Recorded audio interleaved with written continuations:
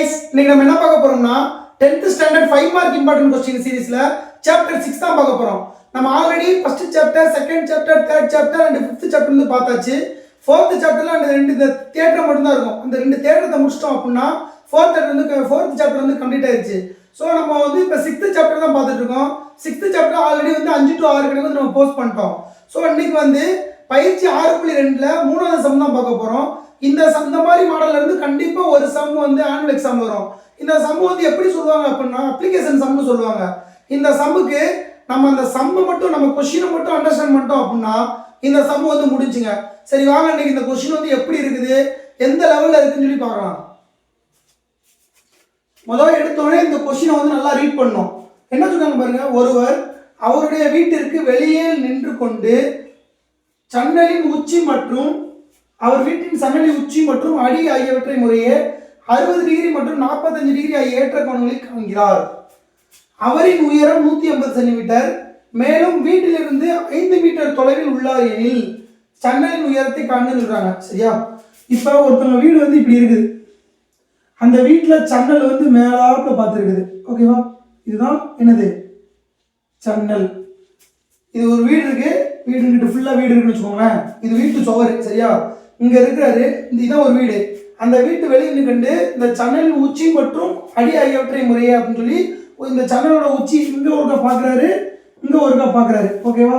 Next என்ன சொல்ல பாருங்க, அவரோட உயரம் வந்து 150 சென்டிமீட்டர், மேலும் வீட்டிலிருந்து 5 மீட்டர் தொலைவில் உள்ளார். அவர் வீடு இங்க இருக்கு அப்படின்னா இங்க இருந்து 5 மீட்டர் தொலைவில் தான் அவர் இருக்காரு. ஓகேவா? 5 மீட்டர் தொலைவில் அவர் நிற்கிறாரு. நெக்ஸ்ட் என்ன சொல்றாங்க பாருங்க, அவரின் உயரம் எத்தனை சொல்றாங்க, 150 சென்டிமீட்டர். 150 சென்டிமீட்டர் மீட்டர் பார்த்தா என்ன செய்யணும், 1.8 வருமா? அவரோட உயரம் என்னது, அவரோட உயரம் வந்து 180 சென்டிமீட்டர். இதான் 150 சென்டிமீட்டர் வச்சுக்கோங்களேன். இது 1.8 மீட்டர். ஓகேவா? இங்கதான் இருக்காரு. அப்போ அவர் இங்கதான் நிக்கிறாரு. இங்க இருந்து அந்த மேல உச்சியை பார்க்காரு, கீழே அடிவாரத்தையும் பார்க்காரு. ஓகேவா? அப்போ இங்க இருந்து பாக்குறாரு, ஏற்ற கோணம் தானே பாக்குறாரு, இங்க இருந்து இப்படி பாக்குறாரு. அப்போ இப்படி ஒரு இது லைன் வந்து டிரா பண்ணிக்கோங்க. நெக்ஸ்ட் இங்க இருந்து இப்படி ஒரு லைன் டிரா பண்ணிக்கோங்க. இந்த அளவுக்கு வந்து ஃபர்ஸ்ட் புரிஞ்சா, இது புரிஞ்சிட்டாலே இந்த சம் வந்து முடிஞ்சு. இப்போ என்னென்ன சொல்றாங்க பாருங்க, அதோட வீட்டுல இருந்து 5 மீட்டர் தொலைவில் இருக்காரு. அப்ப இங்க 5 மீட்டர் அப்படின்னா அங்க என்ன ஆகும், இதே 5 மீட்டர் தான் இருக்கும். இது 1.8 சென்டிமீட்டர் ஆச்சு.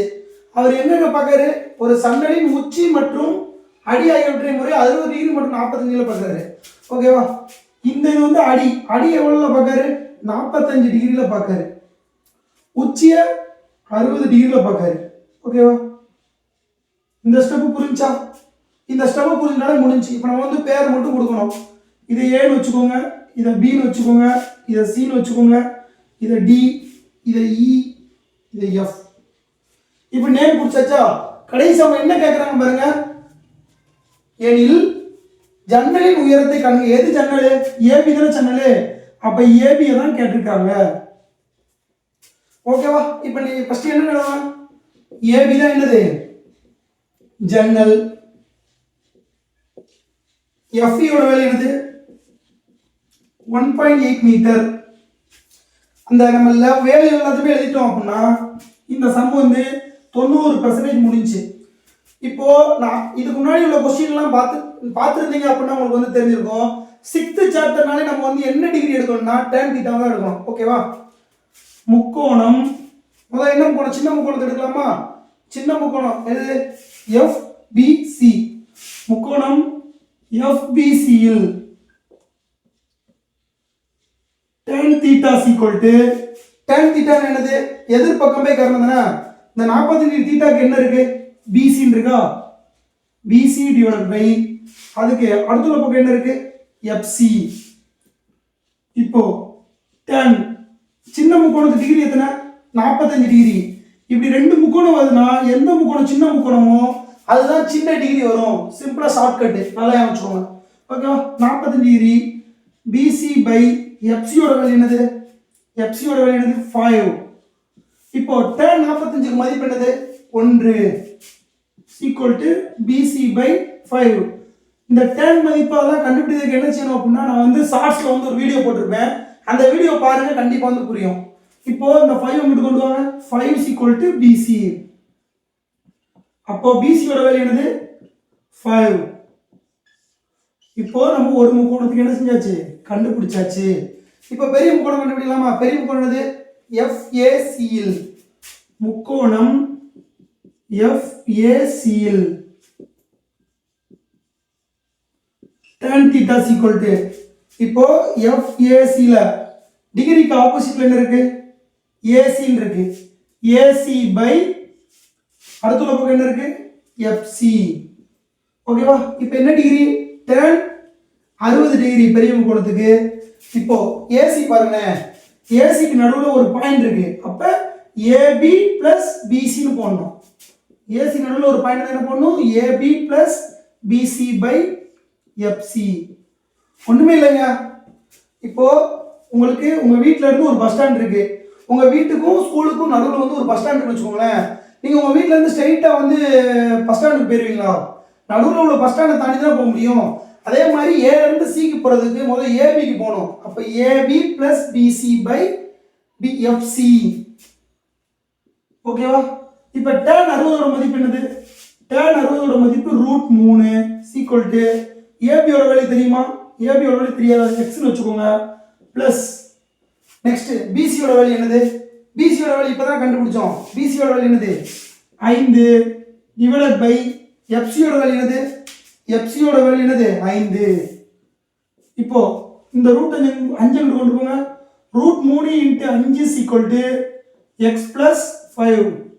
நம்மளுக்கு அவங்க கணக்கிலே கொடுத்துருப்பாங்க. √3 யோட வேல்யூ என்னன்னா 1.732 னு நம்மளுக்கு கணக்கிலே கொடுத்துருப்பாங்க. நான் எழுத வந்து மறந்துட்டேன். ஓகேவா? 1.732 * 5 is equal to x plus 5. இப்போ 1.732 * 5 என்னது, 1.732 * 5. I 2 10க்கு 0 மிச்சம் 1, 3 5 15 1 16, 7 5 35 5 மிச்சம் 3, 4 5 5 5 3 8. அப்ப 8.56 is equal to x plus 5. ஓகேவா? இப்போ நமக்கு எதோட வேல்யூ தேவை, x ஓட வேல்யூ தான் தேவை. அப்ப அது ரெண்டையும் மாத்தி எழுதிக்கோங்க. x plus 5 is equal to 8.56. இப்போ உங்களுக்கு x ஓட வேல்யூ தான் தேவை. அப்ப x மட்டும் வச்சுக்கோங்க, அந்த 5 அங்க கொண்டு போங்க. 8.56 minus 5. அப்ப x ஓட வேல்யூ என்னது 6 5 8 5 போனா 3. அப்ப 3.56 தான் இந்த क्वेश्चनோட ஆன்சர். செக் பண்ணிக்கோங்க. 2 10க்கு 0 மிச்சம் 1, 3 5 15 15 16 மிச்சம் 1, 7 35 35 36. சரி 8.66. ஓகேவா? 8.66. அப்போ ஆன்சர் என்னது 3.66 தான் இந்த क्वेश्चनோட ஆன்சர். therefore சன்னலின் உயரம் என்னது 3.66 மீட்டர். மீட்டரை கண்டிப்பா போடணும். சன்னலின் உயரம் என்னது 3.66 மீட்டர். இந்த மீட்டரோட வேல்யூ வந்து ரொம்ப முக்கியம். இது நீங்க எழுதல அப்படின்னா 1 மார்க் வந்து டிடெக்ட் பண்ணிடுவாங்க. ஓகேவா? இப்போ இந்த சம்பளம் உங்களுக்கு எதுங்க ரொம்ப கஷ்டமா இருக்குது, இந்த கொஸ்டினை வச்சு இந்த டயக்ராம் போட்டோம் அப்படின்னா முடிஞ்சு. ஒண்ணுமே இல்லைங்க. நான் வந்து ஒரு வாழ்க்கை கணக்கா சொல்றேன் பாருங்களேன். இப்போ நான் வந்து எங்க வீட்டில் இருக்கிறேன். எங்க வீட்டில் இருந்து பக்கத்து வீட்டு மாடியை வந்து பார்க்குறேன். ஓகேவா? பக்கத்து வீட்டு மாடியை பார்க்கும்போது எங்க வீட்டுக்கும் பக்கத்து வீட்டுக்கும் உள்ள இடையான தூரம் வந்து என்னன்னா ஒரு 10 மீட்டர்னு வச்சுக்கோங்களேன். 10 மீட்டரு. நான் வந்து பூமியில இருந்து என் உயரம் வந்து ஒரு 150 சென்டிமீட்டர் வச்சுக்கோங்களேன். 150 சென்டிமீட்டருக்கு மேலே நிற்கிறேன். அங்க இருந்து அந்த பக்கத்து வீட்டோட சென்னலோட உயரத்தையும் சென்னலோட உச்சியையும் சென்னலோட அடியையும் பார்க்குறேன். அதுதாங்க அந்த கணக்கு. அதை வச்சு நம்ம வந்து இந்த பேஸ் இங்கே 5னா இங்கே 5 தான் இருக்கும். நம்ம இந்த டிகிரியை கரெக்டாக குறிச்சுக்கணும். டிகிரி வேல்யூ வந்து நமக்கு கண்டிப்பாக தெரியணும். இதெல்லாம் தெரிஞ்சு அப்படின்னா இந்த கொஸ்டினை வந்து அசால்ட்டாக சால்வ் பண்ணிட்டு போய்கிட்டே இருக்கலாம். உங்களுக்கு இந்த கொஸ்டினில் வேறு எதுவும் டவுட் இருந்துச்சு அப்படின்னா கமெண்ட் பாக்ஸில் கமெண்ட் பண்ணுங்க. உங்கள் ஃப்ரெண்ட்ஸுக்கும் இந்த வீடியோவை ஷேர் பண்ணுங்க. அப்போ தான் எங்களுக்கும் யூஸ்ஃபுல்லாக இருக்கும், பார்க்குற உங்கள் ஃப்ரெண்ட்ஸுக்கும் யூஸ்ஃபுல்லாக இருக்கும். அவ்வளோதான் கைஸ். தேங்க்யூ ஃபார் வாட்சிங். தேங்க்யூ.